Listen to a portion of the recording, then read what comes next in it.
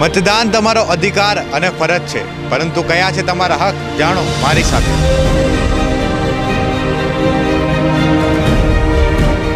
પોતાના જનપ્રતિનિધિ માટે શું વિચારે છે આજનો યુવા? અમે લોકો મત આપે પછી જે નેતા ચૂણીને આવે એ અમારું કામ નથી કરતો।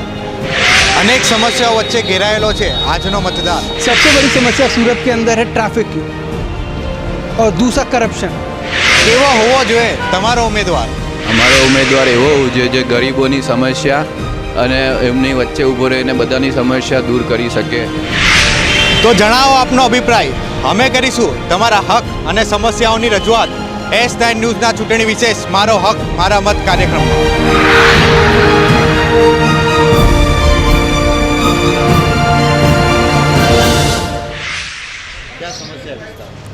समस्या ऐसी है कि नरेंद्र मोदी और भाजपा वाले कहते हैं कि हमने बहुत विकास करा है, मगर यहाँ आके अगर हमसे कोई पूछे कि क्या विकास हुआ है तो हम उनको गली गली में ले जाके बताएंगे कि विकास देखो क्या होता है। उन्होंने जो भी विकास किया है सिटी लाइट पे करा है, अठवा लाइन्स पे करा है, पाल्या पॉइंट पे करा है, जो भी करा है मारुति नगर के आगे करा है, पर्वत पाटिया तरफ करा है। बाकी मीठी खाड़ी से लेके यहाँ पे अम्बेडकर नगर है, ये सब जगह पे कोई विकास अभी तक हुआ नहीं है। झोपड़पट्टी में आप जाओगे ना, सुबह जिस टाइम पे पानी आता है उस टाइम पे लोग के घरों में इतना पानी हो जाता है घुटन जितना कि बच्चे लोग पानी में अंदर जैसे स्विमिंग पूल होता है वैसे बच्चे नहाते हैं। 1 बजे के बाद उनके घर में से पानी निकाला जाता है, पूरा गटर का पानी, लैटरिन वेटरिन का पूरा पानी उनके झोपड़पट्टियों में घुसता है। अगर ऐसा विकास है तो हमें ऐसा विकास नहीं चाहिए। दूसरी बात कि उनको झोपड़पट्टी नड़ती है तो ले जाके कोसाड़ फेंक देंगे या तो बेस्तान फेंक देंगे, ना ही वहाँ पे कब्रस्तान है, ना ही वहाँ पे मस्जिद है, ना ही बच्चों की स्कूल की कोई सोचता है। वहाँ से लोग आते हैं नौकरी करने वाले, उनको 50 रुपया तो एक तरफ का भाड़ा लगता है, तो वो लोग कमाएंगे क्या और बच्चों को पढ़ाएंगे क्या? जो आपके सांसद कौन है विस्तार? CR पाटिल। वो कभी मुलाकात में आए हैं? कभी नहीं। वो इलेक्शन के टाइम पे दिखते हैं, उसके बाद 5 साल तो दिखते ही नहीं है। फिर दिखेंगे जब उनकी सभा होती है बड़ी बड़ी भाजपा वालों की, तब दिखते हैं। उसके पहले कभी उन्होंने यहाँ पे एक राउंड नहीं मारे। यहाँ तक के जो भाजपा के यहाँ पे कॉपरेटर है, हमारे को वो भी नहीं पता कि भाजपा के यहाँ कौन से कॉपरेटर है। सिर्फ एक ही कॉपरेटर को हम जानते हैं, अकरम भाई अंसारी को। वो आधी रात को कुछ भी काम हो तो आके करते हैं, तो लोग बोलते हैं अकरम अंसारी पागल है, उसकी ऑफिस तो 24 कलाक चालू रहती है। ऑफिस का बोले नियम होता है कुछ चालू करना। भाई वो पागल है तो हमें ऐसा पागल ही कॉपरेटर चाहिए, हमें अच्छा कॉपरेटर नहीं चाहिए जो आधी रात को गरीबों का दुख सरक समझे, आधी रात को आके हमारे लिए खड़ा रहता है।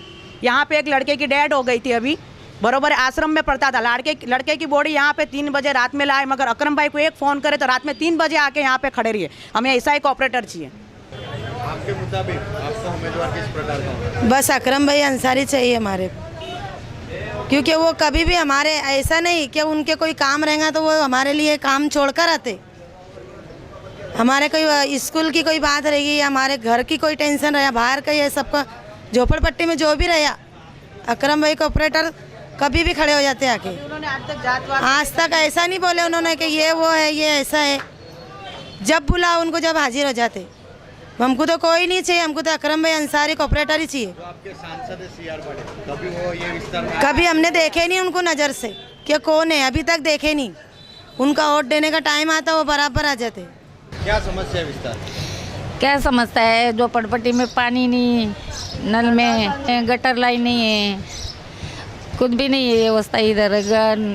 रोड देखो कैसा है, बच्चे लोग गाड़ी में ये आ जाते, पानी का व्यवस्था नहीं है, घर में पानी घुस जाते, कुछ दवाखाना कुछ नहीं है। 5 किलोमीटर जाना पड़ता, कुछ भी बीमार रहता है इंसान, उधर भाग दौड़ करते हैं, डिलीवरी का दवाखाना नहीं है इधर। जो आपके सांसद है कभी वो ये विस्तार की मुलाकात लेने आए हैं? कोई नहीं आए। आखिरी बार आपने कब देखा था? कभी देखा ही नहीं उसको। इलेक्शन आता 5 साल के बाद वही जब ही दिखता। आपके हिसाब से आपका उम्मीदवार किस प्रकार का होगा? हमको तो हमारे हिसाब से अकरम भाई अंसारी चाहिए, वो आधी रात को काम में आते हैं हमारा। क्या समस्या है विस्तार? विस्तार में समस्या बहुत सारी है, गटर लाइन नहीं है, पानी घुस जाता है घर में, और कुछ तकलीफ होती तो फिर कोई छूटने के टाइम सब बोलते हैं वोट दो हम सब करेंगे। हम जब भी अकरम भाई को बोलते हैं तो अकरम भाई हमारा काम करते हैं, लेकिन इधर समस्या बहुत सारी है। कुछ भी बात में गटर लाइन खराब है, पानी का ये सब समस्या है इधर। आपके सांसद कौन है? सांसद CR पाटिल। वो ये विस्तार की मुलाकात लेने आते हैं? नहीं, कभी नहीं आए। आखिरी बार आपने कब देखा था? कभी देखे ही नहीं हम, 5 साल पहले। आपके हिसाब से आपका उम्मीदवार किस प्रकार का होना चाहिए? हमको उम्मीदवार इस प्रकार का कि हमारा सबका सुने, गरीब का, और अकरम भाई अंसारी हमारा ये उम्मीदवार विस्तार है। में स्कूल की व्यवस्था है? स्कूल की व्यवस्था है लेकिन 8वीं तक ही है और आगे होनी चाहिए। यहाँ समस्या बरसों से धरी की धरी पड़ी है, कोई विकास का काम नहीं हुआ है। यहाँ हॉस्पिटल नहीं है, यहाँ कोई पेट्रोल पंप नहीं है। आप देखोगे किसी भी तरह की इस एरिया के अंदर, ये विधानसभा के अंदर, यहाँ से लेकर नवसारी तक के किसी भी तरह का कोई डेवलपमेंट, विकास नहीं हुआ। विकास की सिर्फ बात होती है, विकास के नाम पे वोट लिए जाते हैं और लोग जो आज बरसों से पीड़ा रहे उसी पीड़ा के अंदर आज भी है। आप देखो स्लम एरिया ज़्यादा से ज़्यादा ये एरिया में आता है, लेकिन मैं समझता हूँ अंदर जाके कोई इसकी देखे हालत तो तरस आता है। और मैं समझता हूँ भाजपा वाले क्या हिसाब से ये विकास की बात करते हैं, ज़रा आके यहाँ ढाके हमको बता दें कि देखो हमने ये विकास किया है। मैं समझता हूँ एक नया पैसा भी विकास का काम ये एरिया के अंदर नहीं हुआ विधानसभा के, लोकसभा के अंदर। यहाँ पे बच्चों का जो एजुकेशन हो गया, एजुकेशन के पढ़ने के बाद भी इनकी नौकरियाँ की व्यवस्था क्या हुई है। हमारे जो यहाँ से चुने हुए अनिंदर जाए पार्लियामेंट के अंदर, मैं भाजपा के CR पाटिल से पूछना चाहता हूँ कि क्या विकास किया है। कम से कम हमको बताए कि 5 साल के अंदर आज यहाँ पे जो बच्चे कॉलेज पढ़ रहे हैं, कॉलेज किस तरह से पढ़ते हैं, उनको क्या क्या पढ़ाई के मामले में तकलीफ आती है। लोग पेट्रोल पंप पे जाते हैं, कहाँ पे पेट्रोल पंप भरने जाते हैं एरिया के अंदर से लोग। मैं समझता हूँ आज डिलीवरी का बच्चों का मामला आता है, वो तकलीफें आती है, वो किस तरह से यहाँ रिक्शाओं के अंदर लटक के लेके जाने का आता है। जो भी विकास हुआ है हमारे देश की जो पार्लियामेंट है और सरकार है पार्लियामेंट की, उसके विकास के हिसाब से जो भी ब्रिज वगैरह हुआ है, जो भी कुछ हुआ है वो काम हुआ है। और हम हमारी पार्टी कांग्रेस पार्टी को हम धन्यवाद देना चाहते हैं इलाके के लोग कि एक ऐसे आदमी को टिकट दी है जो गरीब बस्ती में रहता है, गरीब बस्ती से आया है। तो मैं समझता हूँ ये एक ऐसी सोच है देश के लिए कि एक ऐसी पार्टी है कि वो सोच रखती है, खाली ऐसो आज नहीं तो कल नहीं, आज नहीं तो कल नहीं ये करके सत्ता हासिल करना नहीं चाहती है। एक सोच के साथ, विचारधारा के साथ चलती है, आज नहीं तो कल कुछ ना कुछ। मैं समझता हूँ ये जो इस एरिया के अंदर जो तकलीफ से ज़िंदगी लोग गुजार रहे हैं, इसका कोई रखेवाल नहीं है। लोगों का विकास नहीं होता है। और मैं पूछना चाहूँगा CR पाटिल साहब से कि विकास किसका हुआ है, अपने आप का किया है या लोगों का किया है? वो मेरी बात का जवाब दे। और लोग जानते हैं कि विकास सही मानों में मैं जो बोल रहा हूँ विकास किसका हुआ है। यहाँ कोई भी विकास हुआ ही नहीं है। विकास के मामले में हमारे यहाँ के जो संसद है CR भाई पाटिल, उन्होंने हमारे एरिया में तो कोई विकास किया ही नहीं है। और हमारे एरिया के जो कॉरपोरेटर है मोहम्मद अकरम अंसारी साहब, जो कांग्रेस के हैं, अब ये पढ़ते हैं अकेले। इन्होंने तमाम मुद्दे वहाँ रखे हैं, मगर कॉरपोरेशन में बीजेपी की सत्ता होने की वजह से हमारे स्लम विस्तार के कोई भी काम होते नहीं। आप देखिए, ना हमारे विस्तार में एक सर्कल बना हुआ है, ना कोई कम्युनिटी हॉल है, और ना ही सही तरीके से रास्ते बने हुए हैं, और ना ही गटर पत्थर झोपड़पट्टियों की गलियों में कोई भी ऐसा काम होता ही नहीं है। सूरत के विकास के बारे में आप क्या कहते हैं? सूरत के विकास के बारे में भी इसी तरीके से है कि जैसे गोड़दोड़ रोड है, अठवा लाइन्स है, जो VIP एरिया है, विकास तो यहीं होता है। आप देख लीजिए। और विकास भी जो केंद्र सरकार ने ही करी है। क्या समस्या है विस्तार की? यहाँ समस्या तो इतनी है कि मेरे को सबसे पहले तो नरेंद्र मोदी से सवाल करना है कि नरेंद्र मोदी पूरे हिंदुस्तान में जो भ्रष्टाचार की बात करते हैं और वो भूल गए कि CR पाटिल ने गोल्डन जुबली बैंक को 2007 में बिल्कुल सुला दिए। वहाँ से सरकार ने उनको जेल में रखी, जेल में से जैसे ही वो निकले उसी नरेंद्र मोदी ने उनको लोकसभा का टिकट दे दिया और बड़ी बहुमत से जिता के लाया उनको। एक क्रिमिनल आदमी जिसने एक बैंक को सुला दिया, जो लोगों का पैसा डुबा दिया है, ऐसे आदमी को टिकट दे के जीता है। उसके बाद CR पाटिल साहब अभी हमारे आए थे तो उनसे पूछा गया कि भाई आपने यहाँ कुछ काम ही नहीं किया, तो वो ये बताते हैं कि पहले आप हमारे को वोट दो, उसके बाद हम काम करेंगे। अब हमारे यहाँ एक छोटे से आदमी कॉर्पोरेटर अकरम भाई, इन्होंने पहले लोगों की 20 साल सेवा करी, उसके बाद उनको कॉर्पोरेटर बनने का मौका मिला। और ये भाजपा वाले कहते हैं पहले आप हमको वोट दो, उसके बाद हम तुम्हारा काम करेंगे। कौन सा तरीका है ये, जरा हमको समझाए CR पाटिल आकर, तो हमको समझ पड़े। और यहाँ पर ये लोग क्या विकास की बात करेंगे, इतने बड़े विस्तार के अंदर एक ATM नहीं ला नहीं सके तो ये विकास क्या करेंगे। ये रख बताया कि हमने विकास क्या किया। और जो अभी कैंडिडेट, हम तो ये चाहते, चाहे वो कोई भी पार्टी का कैंडिडेट वो ऐसा हो कि गरीबों की समस्या को लेके वहाँ पहुँचे और गरीबों का काम करे। या तो कोई मतलब नहीं आता है कि एक पैसा वाला आके खड़े हो गया और पैसे लुटा के जीत गया, फिर जाके अपने बंगले में बैठ गए, एक बार भी आके यहाँ देखते हैं। ऐसा आदमी हमको क्यों चाहिए? एक आते हैं गरीब लोगों की ओर से आते हैं और गरीब लोगों के लिए कुछ नहीं करते, तो ऐसा आदमी हमको नहीं चाहिए। उससे बेहतर हम घर बैठना पसंद करेंगे। हम वही उम्मीदवार को वोट डालेंगे जो उम्मीदवार गरीब लोगों के लिए काम करेगा। और नरेंद्र मोदी खाली बात करते हैं, कुछ होता कुछ नहीं है। ये खाड़ी के काम हमारे देखो किस तरह पड़े, इतना कचरा है कि इतनी बदबू आती है, दुनिया भर के लोग यहाँ पर बीमार पड़ रहे हैं, इसकी कोई सेवा। आज इतना बड़ा विस्तार है, एक डिलीवरी का जो लेडीज़ के लिए जो है, एक भी हॉस्पिटल हमारे यहाँ है नहीं। वहाँ हमको इतनी दूर 5 किलोमीटर हमको जाना पड़ता है, तो कैसा विकास है? ये खाली बात करते हैं विकास करने की, लेकिन ऐसा कुछ है नहीं यहाँ पर। आप देखो हमारे रोडों को देखो, आप कमेले से निकल के आप मारुति नगर तक जाओ, आपको इतने रास्ते हैं, 4 रास्ते हैं, लेकिन एक सर्कल नहीं मिलेगा। क्या सर्कल जब बनता है तो एक एरिया के अंदर खूबसूरती बढ़ती है? यहाँ एक सर्कल नहीं आ रहा। आप जैसे ही प्रताप नगर के बाहर जाएंगे आपको सर्कल, एक से बड़ा एक सर्कल मिलेगा। आप गुरुद्वारा रोड पे जाओ, आप कतारगाम में जाओ, ये बड़े बड़े फुहारे लगा के इन्होंने सर्कल बनाए। क्यों? यहाँ इंसान नहीं रहते हैं, खाली वोट देने के लिए हम लोग हैं। हमारे यहाँ कोई काम का कोई ये नहीं है इनको। तो हम ये चाहते हैं ये लोगों से, और हमारे अकरम भाई, और ये मैं आपको बता दूं कि यहाँ 3 कॉर्पोरेटर जीत के आए, एक अकरम भाई, एक पीवी शर्मा और हमारी सुमिता बेन। लेकिन ये एक भी दोनों में से एक कॉर्पोरेटर अगर कभी एक बार ये बता दे कि हमारी मीठी खाड़ी हमारे विस्तार के अंदर एक चक्कर मारा हो, तो हम उनको वोट देने के लिए हम तैयार है। लेकिन हमारे अकरम भाई 7 बजे होते हर गली के अंदर घूमते हैं, ये पूरी हर गली में से आप जाओ और देखो, लेकिन ये कॉर्पोरेटर एक मरतबा भी यहाँ पर नहीं आए देखने के लिए। क्या समस्या है?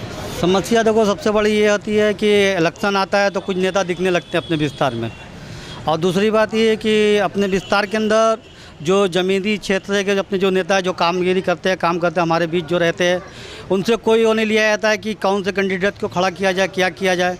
किसी भी कैंडिडेट को ले आके खड़ा कर दिया जाता है। अब वो उसके ऊपर है कि पब्लिक तो ये नहीं जान सकती कि मैं किसको वोट दूँ, और वोट देते हैं, जीत के जाते हैं, फिर दोबारा वो दिखते नहीं अपने इलाके में, और कोई तरह का ऐसा विकास भी नहीं होता है कि जो होना चाहिए है। और उसके बाद वो 5 साल के बाद फिर जब इलेक्शन का 5-6 महीना बाकी रहेगा तो कुछ नेता दिखने लगेंगे। उसके पहले कोई ये नहीं कि हाल की पब्लिक का क्या हो रहा है, क्या नहीं हो रहा है, क्या है, कोई समस्या क्या है, ऐसा कुछ नहीं। आएंगे तो दुनिया भर की बात करेंगे कि आपके इलाके में ये चीज़ नहीं है, ये हम कर देंगे, वो कर देंगे, लाइट की है, पानी की प्रॉब्लम है, जो भी है। लेकिन ऐसा खाली इलेक्शन तक रहता है, उसके बाद इलेक्शन ख़त्म हो जाता है, सब खत्म हो जाता है। और यहाँ अपने विस्तार के अंदर जो भी पब्लिक, जितना भी जो मकान है, जो कच्चा बना है, सब कुछ है, पानी की समस्या है, गटर लाइन की समस्या है। अब अपने बीच के अकरम भाई अंसारी साहब है, वो जीत के आए कॉर्पोरेटर का, उनसे जितना हो सकता है भाग दौड़ करके अपना करते हैं। बाकी और कॉर्पोरेटर है वो लोग का कोई वो नहीं है कि कोई सहयोग करे कि हाँ हमारी इधर हम भी ये वार्ड से जीत के आए तो हम करें, ऐसा कुछ नहीं होता है। यहाँ की समस्या तो बहुत है।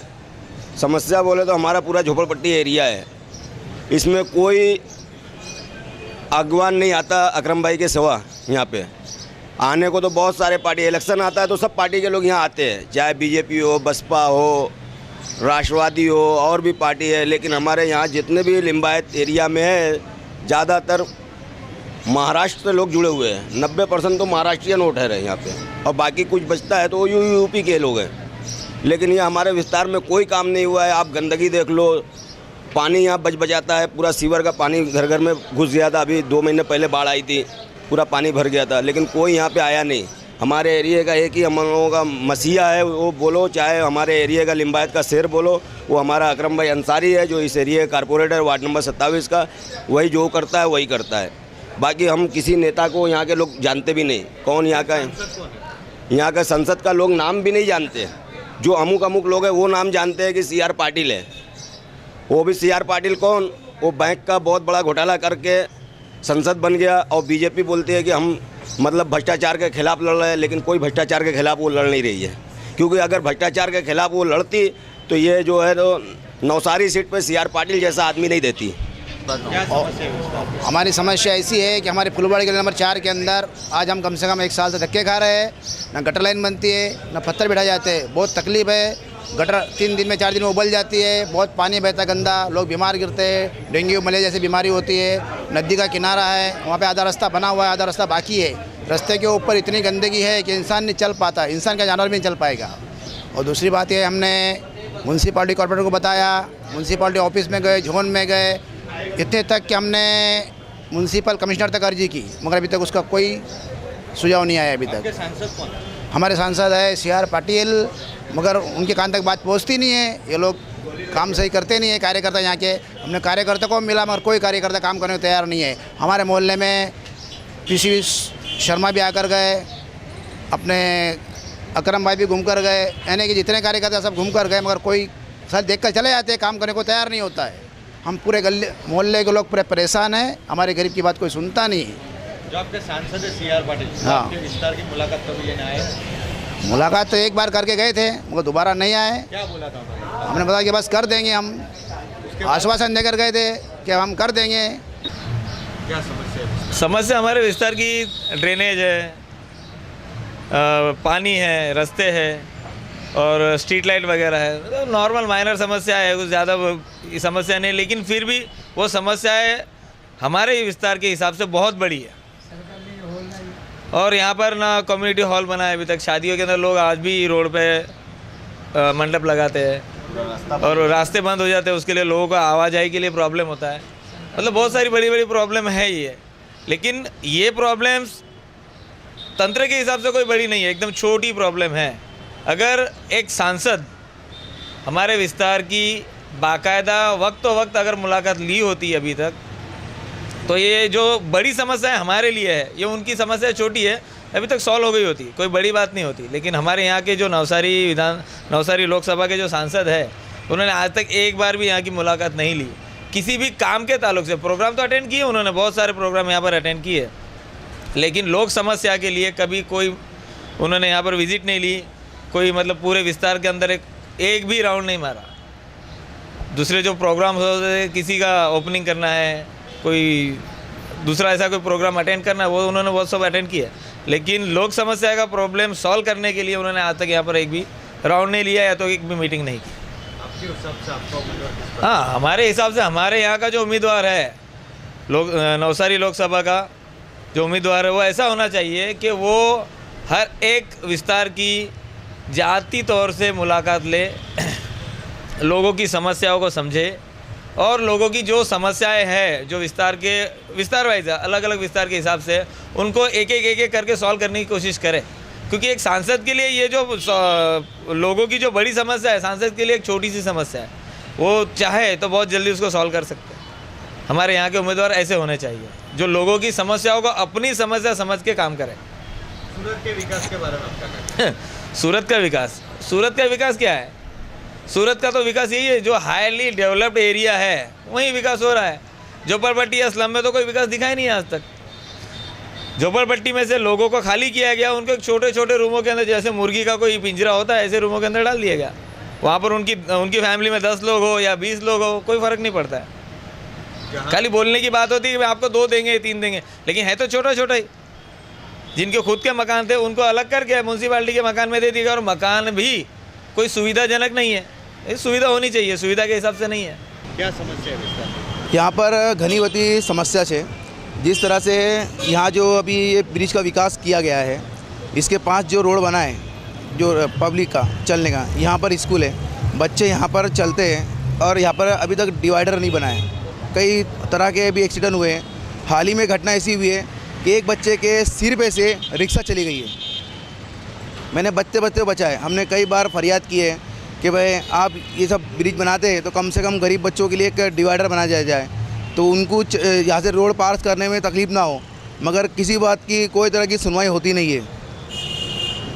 आपके सांसद कौन? CR पाटिल साहब। CR पाटिल ने ये विस्तार की कभी मुलाकात ली है? बिल्कुल नहीं। एक बार वो यहाँ पर कुछ बच्चों ने प्रोग्राम किया था, तो उन्होंने कहा कि तुम मेरे लिए ये करो वो करो तो मैं तुम्हें ले आऊँगा। अभी तक वो यहाँ पर संसद चुन के आ गए, मगर अभी तक उन्हें यहाँ की कोई समस्या नज़र आती ही नहीं है। जिस तरह से यहाँ बच्चों के लिए पढ़ने के लिए स्कूल ठीक से नहीं है, सुमन स्कूल यहाँ है नहीं। यहाँ पर हमारी जो स्कूल है पास में, वहाँ पर 8वीं क्लास वो भी बोल के चालू की गई है, नहीं तो बच्चों को दूर दूर तक पढ़ने जाना पड़ता है। तकलीफ़ों का इतना है कि जिसका कोई हद नहीं है। कहते हैं कि हम गरीबों के साथ हैं, हम मुस्लिम जाति समाज के साथ हैं, मगर क्या विकास है हम लोगों का? यहाँ पर क्या हम पे हमारे क्या ध्यान दिया जाता है? आज तक के कोई भी कार्यकर्ता यहाँ पे आया नहीं है, और जो नाम के लिए MLA बने ये बने, इनका चेहरा भी अभी तक हमारे को देखने मिला नहीं है। वोटिंग होती है जब आते हैं सब हम ये करेंगे वो करेंगे, कोई चीज़ की हमारे को यहाँ सुविधा नहीं है। और अभी ये ब्रिज बना है यहाँ पे, झोपड़े पट्टी तोड़े झोपड़े वालों को, आधे से ज़्यादा झोपड़पट्टी अभी बाकी है, वो लोग फुटपाथ पे रह रहे हैं, कोई चीज़ की सुविधा नहीं है। टेनामेंट बना के दिया है, वो टेनामेंट में भी हफ्ते लगाए गए हैं। गटर की प्रॉब्लम है, पानी की प्रॉब्लम है, पानी ऊपर लेने के लिए सबको उगराना करना पड़ता है, मोटर का बिल देना पड़ता है। ये सब म्यूनसिपाल्टी की सुविधा कुछ भी नहीं है यहाँ पर। आपके हिसाब से आपको उम्मीदवार किस प्रकार का? ऐसा उम्मीदवार चाहिए हमारे को कि हमारे को लेके चले, हमारी बात सुने और हमारी तकलीफ़ें दूर करे। हमारी सबसे ज़्यादा समस्या ये है यहाँ क्या लाइट और बिजली, उसके बाद में गटर लाइन, ये तो बिल्कुल है नहीं। मतलब हम हमेशा इसमें परेशान हैं। हमारे घर गली की जो भी सड़क है, कुंडी है, सब हमेशा बहते रहती है। और पूरे मोहल्ले में एक भी खंभा बिजली का है नहीं हमारे। सबसे बड़ी प्रॉब्लम ये है रात को हम। बच्चों की शिक्षा के लिए क्या है? बच्चों की शिक्षा के लिए ऐसा है कि यह 8वीं तक ही है, उसके बाद में हमारे बच्चों को दूर दूर जाना पड़ता है, जिसमें हमें बहुत तकलीफ होती है। और हम गरीब लोग पढ़ा नहीं सकते आगे। क्या अभी रिक्शा भाड़ा से लेके हर चीज़ की महंगाई इतनी हो गई है कि हम पेन चोपड़ी ये सब खरीद नहीं सकते। सबसे बड़ी समस्या है। अगर यही हमारा 8वीं से 10वीं तक हो जाएगा तो बहुत अच्छा हो जाएगा। आपके सांसद कौन है? हमारे सांसद CR पाटिल। CR पाटिल विस्तार की मुलाकात में आए कभी? अभी तक के तो नहीं आए। एक टाइम आए थे, हमारे कुछ नौजवान भाइयों ने बुलाए थे, उसमें उन्होंने 2-3 कुछ बातें कही थी, बाकी अभी तक उसमें कुछ एक भी बात पूरी हुई नहीं विस्तार के है। लिए क्या विकास किया CR पाटिल? अभी तक के तो हाल में कुछ भी नहीं है। मैं यहाँ पर प्राइवेट ट्यूशन्स हम लोग खुद पढ़ाते हैं फ्री में, क्योंकि सरकार की तरफ से कोई सुविधा नहीं है एजुकेशन की, और गंदगी भी इतनी रहती है। साफ़ सफाई वाले इधर कोई आता ही नहीं है। हफ्ते 2 हफ्ते हो जाते हैं मगर साफ़ सफाई वाला SMC का कोई नहीं आता है। सिर्फ रोड की साफ़ सफाई कर देते हैं, अंदर गली में गटर भर जाती है, उसकी कोई सुनवाई नहीं लेता है। और हमारे सांसद तो अभी तक यहाँ पर एक बार भी नहीं आए। सिर्फ एक बार आए थे, वो 2-3 मिनट के लिए, फिर उसके बाद से चले गए। 5 साल में एक बार आते हैं जब इलेक्शन होता है, उसके बाद से वो दिखाई नहीं देते हैं। ये विस्तार में दूसरी कौन सी समस्या है? विस्तार में ख़ास तौर पे तो एजुकेशन की है, और उसके बाद में जो रोड है यहाँ पर एक्सीडेंट बहुत होते हैं। डिवाइडर नहीं है, स्कूल के पास डिवाइडर नहीं है, यहाँ बस्ती में डिवाइडर नहीं है। हालांकि गांव में भी डिवाइडर होते हैं महाराष्ट्र में, मगर गुजरात में बस्ती के पास डिवाइडर नहीं है। और कोई बात की सुविधा ही नहीं है यहाँ पर बच्चों के लिए। इसलिए हम खुद का प्राइवेट ट्यूशन, प्राइवेट मदरसा चलाते हैं। आपके हिसाब से आपका उम्मीदवार किस प्रकार का? हमारे हिसाब से जो तमाम धर्मों को लेके चले और सब धर्मों का मान करे, सम्मान करे, उस तरह का चाहिए। सिर्फ एक धर्म का मानने वाला और सिर्फ एक धर्म के लोगों का विकास करने वाला नहीं चाहिए, बल्कि तमाम धर्मों का विकास हो, पूरी इंसानियत का विकास हो, उस तरह का उम्मीदवार चाहिए।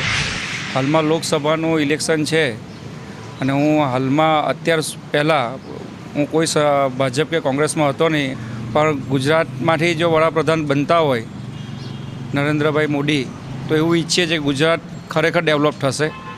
એનું મુખ્ય કારણ એ છે કે સાંપ્રદાયિકની જે દર વખતે કોંગ્રેસ કે કોઈ બી વાતચીત કરે છે કે ભાઈ હિંસા થઈ, પણ છેલ્લા 15 વર્ષથી ગુજરાતમાં કોઈ હિંસા નથી।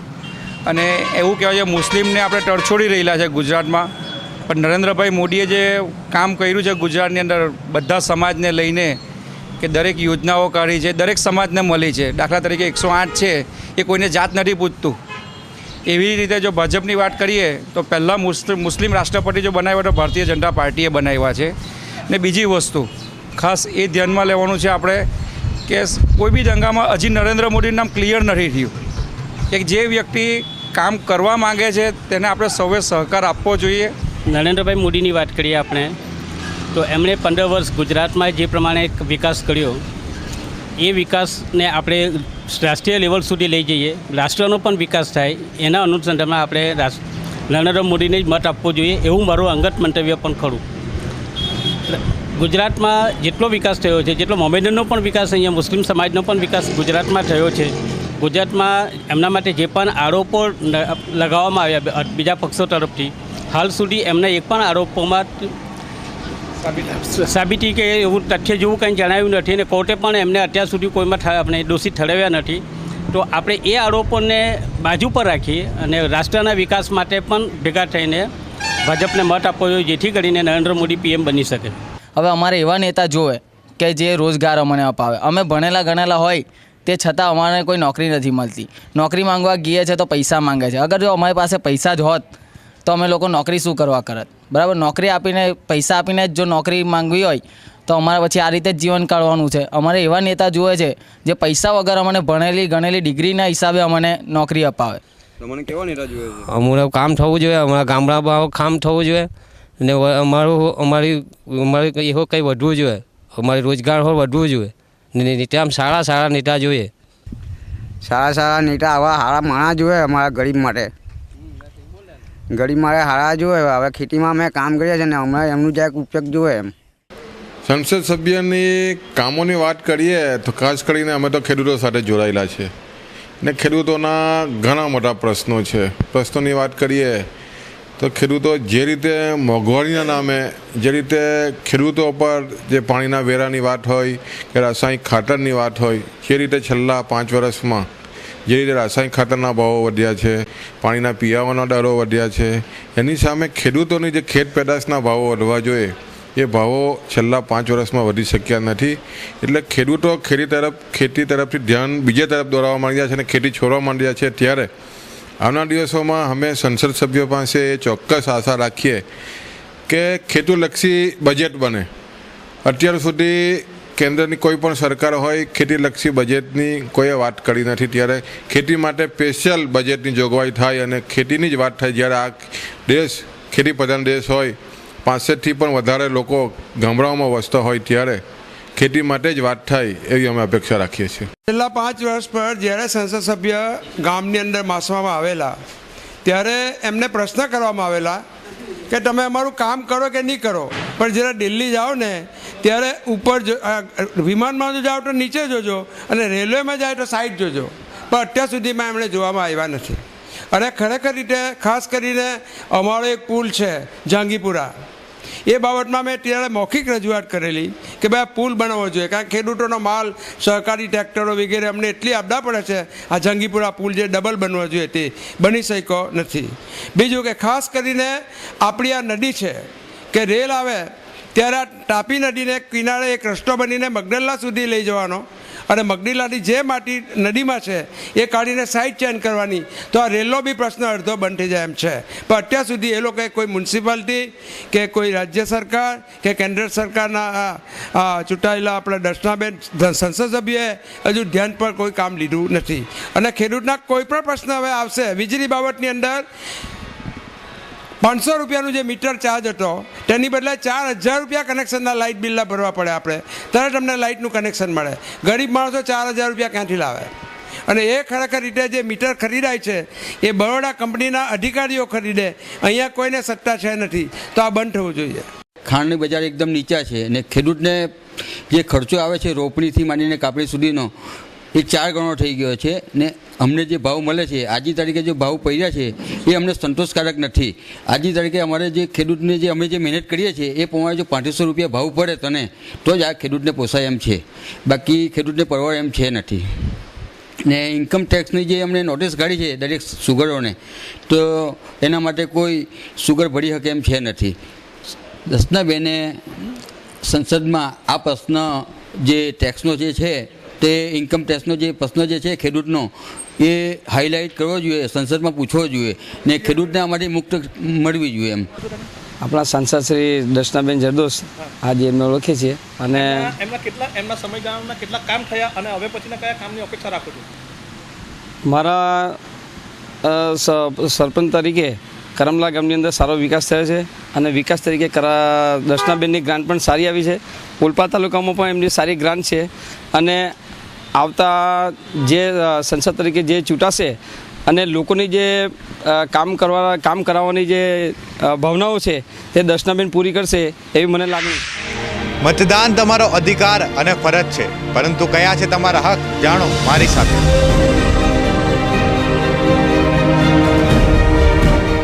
પોતાના જનપ્રતિનિધિ માટે શું વિચારે છે આજનો યુવા? અમે લોકો મત આપે પછી જે નેતા ચૂણીને આવે એ અમારું કામ નથી કરતો. अनेक समस्याओं वच्चे घेरायेलो छे आजनो मतदान. सबसे बड़ी समस्या सूरत के अंदर है ट्रैफिक की और दूसरा करप्शन. केवो होवो जोईए तमारो उम्मीदवार? અમારો ઉમેદવાર એવો હોવો જોઈએ જે ગરીબોની સમસ્યા અને એમની વચ્ચે ઊભો રહીને બધાની સમસ્યા દૂર કરી શકે. તો જણાવો આપનો અભિપ્રાય. અમે કરીશું તમારા હક અને સમસ્યાઓની રજૂઆત S9 ન્યૂઝના ચૂંટણી વિશેષ મારો હક મારા મત કાર્યક્રમમાં